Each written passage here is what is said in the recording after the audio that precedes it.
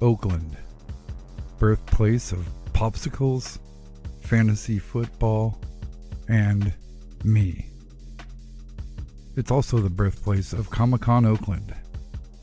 There's been one like event in this city in almost 10 years, so I was more than eager to check out the very first Comicon Oakland event. And thanks to Miss Shelby Jolly, I was able to do just that. So many thanks to Miss Jolly. As much as I was looking forward to the event, I did have a few reservations. I've been lucky enough to attend quite a few events as press in the past, and I've got to be honest, some of them are a bit deceiving. Everything from AI art packed money grabs to events that turn out to be 4 folding tables set up in the food court of a shopping center. Not all cons are created equal. But knowing the event would be held in Oakland's event center, I had high hopes. You see, I was at that one con held almost 10 years ago in Oakland. It was even at the same location, so I was well aware of the potential Comicon Oakland had. It was just a matter of execution. From the second I got to the event, I was impressed. Before I can even begin to look for where I was going, someone stopped me and asked me if I was there for the convention and directed me to where I needed to go.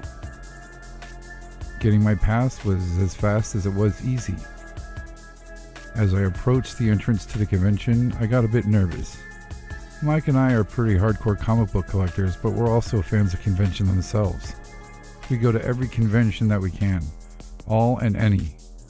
I really wanted this to be a real comic book convention. It would be a dream come true to have a bigger event in the city of Oakland. Oakland is packed with fantastic artists. It would be amazing to see that on display. As I made my way in, I was pleasantly surprised. The space dedicated to the event was huge. A lot of times, events will be held at similar locations, but rooms are blocked off, areas are cornered off to downsize the event. This was a full-scale convention. That in turn left zero room for people selling AI-generated art, 3D printed snakes, prints of Sonic the Hedgehog dressed as a gangbanger, or Homer Simpson dressed as Superman. It truly seemed like whoever was in charge of booking the event took extra care in making sure that the event was packed with actual artists. Refreshing, I don't mind saying. Shortly after, I got down to business and started shopping for comics. Lo and behold, they made sure to have plenty of comic sellers in attendance, and that's not always the case. But Mateo, it's a comic convention. I know. I've been to conventions where there was only one person selling comics. I didn't walk away empty-handed this time either. I also brought some comics of my own. In attendance was comic book legend and co-founder of Image Comics, Mr. Eric Larson. Eric Larson is a hero of mine, so this is a huge deal for me and Mike, as I brought copies of Savage Dragon #1 for each of us, as well as a couple Spider-Man covers. Look at these beauties.